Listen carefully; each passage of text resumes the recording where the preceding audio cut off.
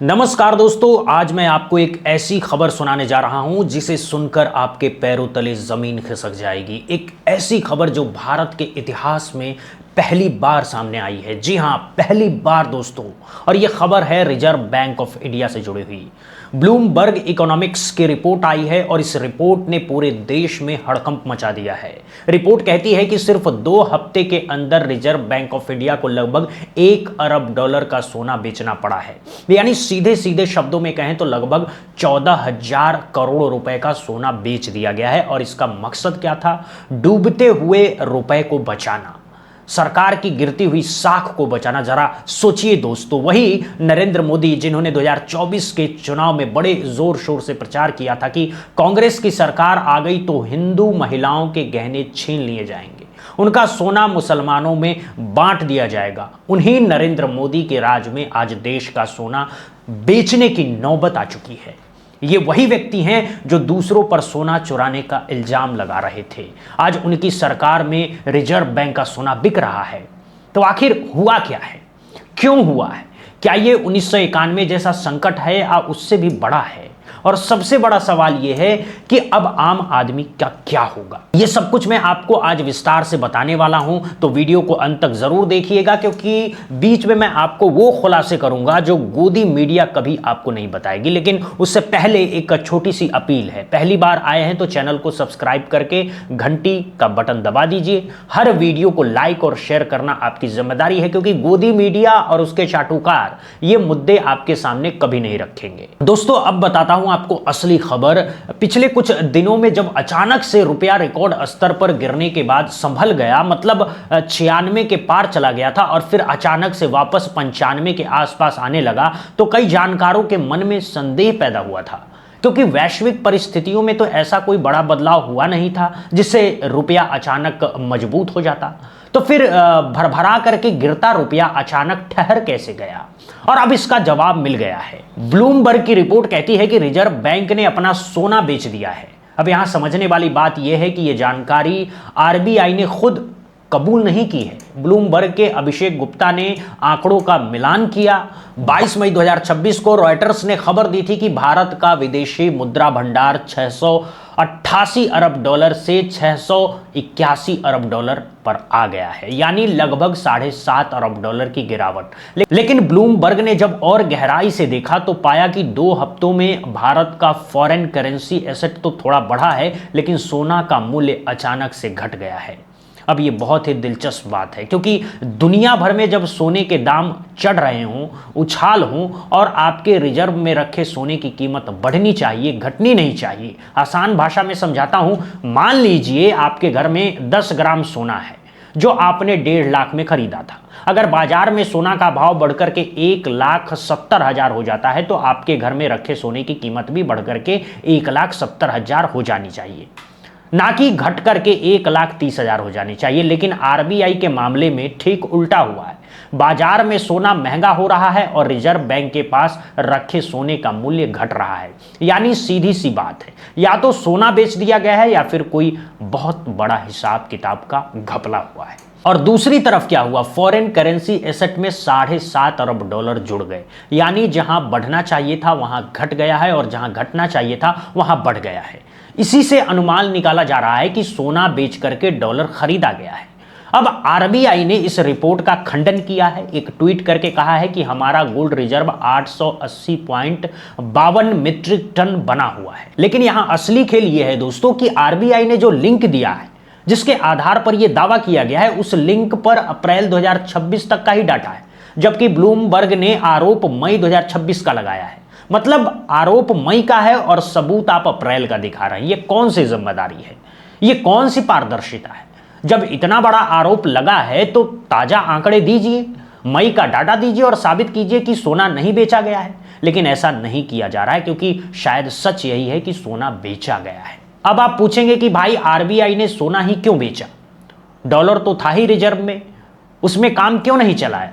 तो ये एक बारीक सी बात है जिसे समझना बहुत जरूरी है। फॉरेन करेंसी एसेट सबसे ज्यादा लिक्विड होते हैं, यानी इनसे आप तुरंत मार्केट में जाकर के डॉलर बेच सकते हैं, रुपए को संभाल सकते हैं, इंपोर्ट का पेमेंट कर सकते हैं।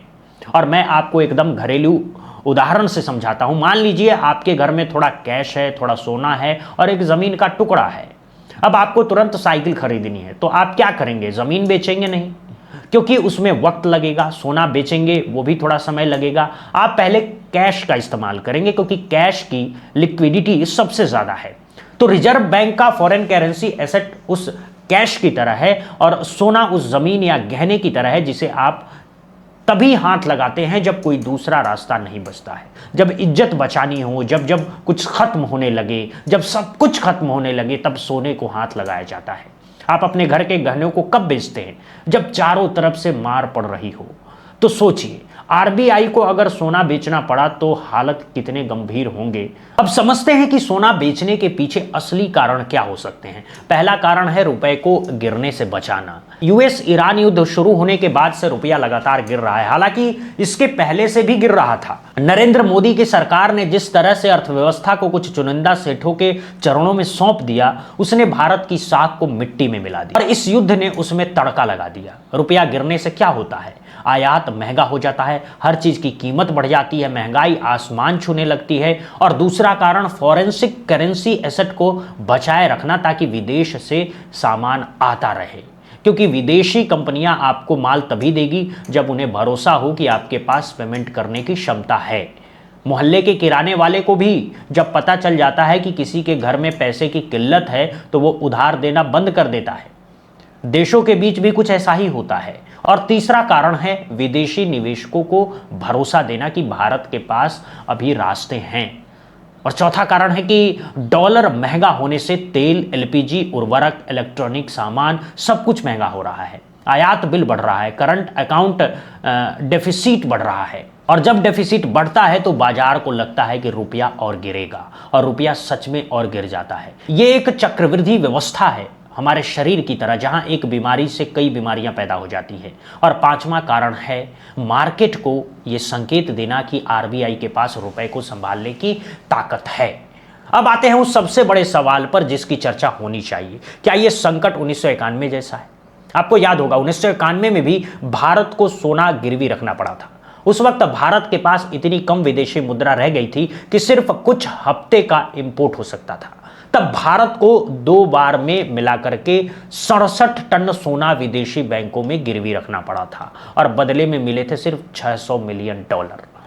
लेकिन एक बहुत बड़ा फर्क है दोस्तों, 1991 में सोना गिरवी रखा गया था, बेचा नहीं गया था, और अगले कुछ ही महीनों में भारत ने पैसा चुका करके अपना सोना वापस छुड़ा भी लिया था, यानी इज्जत बचा ली थी। लेकिन इस बार जो रिपोर्ट आ रही है वो कहती है कि सोना बेचा गया है, मतलब हमेशा के लिए। ये भारतीय इतिहास में पहली बार होने वाली घटना है दोस्तों। तो आप लोग सोच रहे होंगे क्या आज का संकट 1991 से भी बड़ा है? देखिए 1991 में $600 मिलियन जुटाने के लिए 67 टन सोना गिरवी रखना पड़ा था। आज भारत के पास $621 अरब का रिजर्व है। तुलना कीजिए, 35 साल पहले $600 मिलियन की कीमत क्या थी और आज $681 अरब की क्या है। आंकड़ों में लग सकता है कि बहुत बड़ा रिजर्व है, लेकिन हकीकत यह है कि ये रिजर्व सिर्फ 10 महीने का इंपोर्ट कवर कर सकता है। यानी अगर हालात ऐसे ही चलते रहे तो बहुत बड़ा संकट दरवाजे पर खड़ा है। यही वजह है कि सोना बेचने की नौबत आ गई है। 1991 और 2026 में मोटा मोटी समानता क्या है? तब भी वैश्विक युद्ध चल रहा था, गल्फ एरिया में ही था, तब भी तेल महंगा हुआ था, तब भी फॉरेक्स की समस्या थी, और आज भी युद्ध चल रहा है, तेल महंगा है, गैस, उर्वरक सब कुछ के दाम बढ़ रहे हैं और रुपया कमजोर हो रहा है। लेकिन एक चीज और जुड़ गई है इस बार, और वो है विदेशी निवेशकों का भारत से भागना। ये बात बहुत गंभीर है। विदेशी निवेशक भारत से अपना पैसा क्यों निकाल रहे हैं? पहला कारण तो ये हो सकता है कि उन्हें कहीं और बेहतर रिटर्न मिल रहा है, लेकिन दूसरा और असली कारण है भरोसे की कमी। और भरोसे की कमी क्यों है? क्योंकि भारत में आज की तारीख में जो माहौल है वो एक देश एक सेठ का माहौल बन चुका है। पूरी दुनिया देख रही है कि नरेंद्र मोदी की सत्ता ने किस तरह अपने परम मित्र सेठों को सब कुछ सौंप दिया है। टेंडर के नियम बदल बदल करके एक सेठ को ठेके दे दिए जाते हैं। न्यूज लॉन्ड्री ने हाल ही में एक तगड़ी रिपोर्ट छापी है, जरूर पढ़िएगा। जो कंपनी, जो प्रॉपर्टी इस सेठ को पसंद आ जाए, उस कंपनी पर ईडी, सीबीआई, इनकम टैक्स की छापेमारी हो जाती है, मालिकों को जेल में डाल दिया जाता है और फिर परम मित्र वो कंपनी कौड़ियों के भाव खरीद लेते हैं। ताजा मामला देखिए वेदांता ग्रुप का। एक टेंडर में वेदांता ने ज्यादा बोली लगा दी थी, परम मित्र ने कम बोली लगाई थी, लेकिन फिर भी जीत परम मित्र की हुई। इतिहास में शायद ही ऐसा हुआ हो। वेदांता ग्रुप अदालत गया और देखिए क्या हुआ, उसके बाद वेदांता ग्रुप पर ईडी की छापेमारी पड़ गई। अब जब ऐसी खबरें पूरी दुनिया में जाती है तो विदेशी निवेशक डर जाता है। वो सोचता है कि अगर मैं भारत में फैक्ट्री लगाऊंगा, बड़ी कंपनी खड़ी करूं और कल को वो कंपनी बड़ी हो जाए, परम मित्र की नजर पड़ जाए, तो क्या मेरे यहां भी छापेमारी होगी? मेरे लोगों को भी जेल में डाल दिया जाएगा, मुझे भी मजबूर किया जाएगा कि मैं अपनी कंपनी परम मित्र को बेच दूं। तो इतना रिस्क लेने भारत आएगा कौन? यही वजह है कि विदेशी निवेशक भाग रहे हैं। और सुनिए, इससे भी चौंकाने वाली बात, भारत के अपने व्यापारी भी भारत छोड़ करके भाग रहे हैं।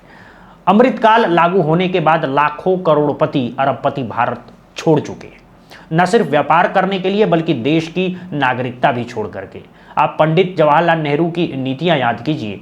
उन्होंने टाटा, बिरला जैसे तमाम घरानों को बराबर का मौका दिया। उन्होंने उद्योगपति खड़े किए, सिर्फ व्यापारी नहीं, और सरकारी और प्राइवेट सेक्टर के बीच पारदर्शी प्रतिस्पर्धा बनाए रखी।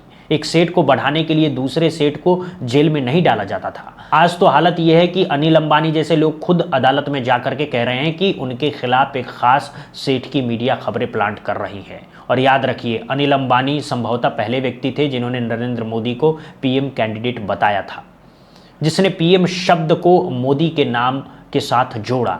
आज उसी को इस तरह से लपेटा जा रहा है। जब आपकी नीतियां इतनी पक्षपातपूर्ण हो, जब भरोसा ही ना हो, तो निवेश कहां से आएगा? और इसी बीच एक और भयानक खबर आ गई है। अमेरिका ने भारत समेत 53 देशों पर 12.5% एक्स्ट्रा टैरिफ लगाने का प्रस्ताव रखा है, और जो आरोप लगाया जा रहा है वो बहुत गंभीर है। अमेरिका कह रहा है कि भारत में फोर्स लेबर है, यानी मजदूरों से जबरदस्ती काम कराया जाता है। अब याद कीजिए, अभी कुछ हफ्ते पहले ही मनेसर से गुड़गांव और गुड़गांव से नोएडा तक मजदूरों ने आंदोलन किया था। उनकी शिकायतें क्या थी? कम तनख्वाह, ज़्यादा काम, छुट्टी नहीं, खराब हालत, शोषण, यही सारी चीज़ें फोर्स लेबर के अंतर्गत आती है। और अब अमेरिका इसी का हवाला देकर के हम पर टैरिफ लगाने जा रहा है। मतलब भारत का सामान विदेश में और महंगा होगा, बिक्री घटेगी, विदेशी मुद्रा और कम जाएगी। अगर भाजपा सरकार ने मजदूरों की बात समय रहते नहीं सुनी होती, मजदूर संगठनों को कमजोर न किया होता, तो आज ये नौबत नहीं आती। उल्टा क्या हुआ? जिन मजदूरों ने आवाज उठाई उन्हें पहले पुलिस ने पीटा, फिर गिरफ्तार किया, गंभीर धाराओं में मुकदमे लगाए, महीनों जेल में सड़ाया और बेल लेने के लिए 40,000 का बॉन्ड भरवाया। 25-30 हजार अतिरिक्त खर्च हो गया। यानी जो मजदूर 6,000 से 13,000 महीना कमाते थे, उन पर 60-70 हजार का कर्जा लाद दिया गया। ये जो हाल किया गया है ना, इसी का नतीजा है कि आज पूरी दुनिया भारत पर फोर्स लेबर का आरोप लगा रही है। और अंत में एक और बुरी खबर है, Bharat global market cap ranking में 7वें नंबर पर फिसल चुका है। पहले 5वें नंबर पर थे। ताइवान और साउथ कोरिया हमसे आगे निकल आए हैं, और कारण वही है, विदेशी निवेशक दूर हो रहे हैं, अर्निंग ग्रोथ कमजोर हो रही है। एआई और सेमीकंडक्टर में हमारी हालत खस्ता है। याद कीजिए, हमारे प्रधानमंत्री नरेंद्र मोदी मीडिया के सामने बैठक कर क्या कहते थे कि हमारे यहाँ बछड़ा पैदा होते ही एआई बोलने लगता है। ये जो अर्थव्यवस्था का हाल है, ये हुजूर के इसी ज्ञान का परिणाम है। तभी कहा जाता है कि देश के नीति निर्माता पढ़े लिखे होने चाहिए, विद्वान होने चाहिए, हार्वर्ड वाले होने चाहिए, या हार्ड वर्किंग होने चाहिए। हार्ड वर्क करने वाला बोलता कम है, काम ज़्यादा करता है। यहाँ तो उल्टा है, बोलते बहुत हैं, काम कुछ नहीं हो रहा है। और जब असली संकट सामने आ रहा था, तब रुपया गिर रहा था। जब युद्ध शुरू हो रहा था, उस वक्त भाजपा का पूरा ध्यान कहाँ था? बंगाल और असम के चुनाव में। दिमाग इस बात पर लगा हुआ था कि कैसे इन राज्यों के लोगों के वोटिंग राइट छीने जाए, संविधान की धज्जियां उड़ाई जाए और अपनी सरकार बनाई जाए, देश और देश की अर्थव्यवस्था जाए भाड़ में।